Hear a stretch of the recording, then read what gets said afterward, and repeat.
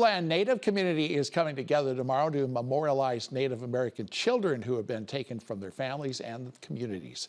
For 22 years, on the day before Thanksgiving, hundreds of mourners and protesters have gathered for the Memorial March to honor lost children here in Sioux City. That march started as a grassroots effort by the late Frank Lemire and Judy Yellowbank as a response to the deaths of Native children who were in foster care. Today, organizers see the event as a way to advocate for their youth and raise awareness about the current struggles in the Native American community.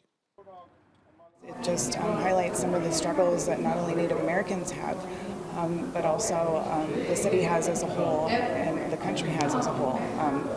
Substance use, homelessness, mental health. These are all things that are not new and they're not unique to Sioux City.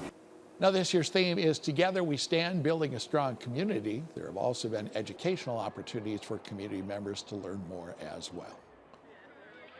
The trainings are important so that everyone in the community can help someone. Can't save the world, but you can be the world to one person.